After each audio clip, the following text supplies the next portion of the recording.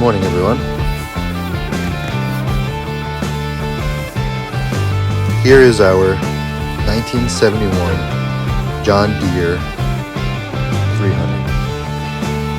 I purchased it from my uncle, who's had it on his farm and used it for lots of projects. As you can tell, it's very well worn in and definitely needs some love and care. We've had it for about a year and a half now and used it for several of our projects around here.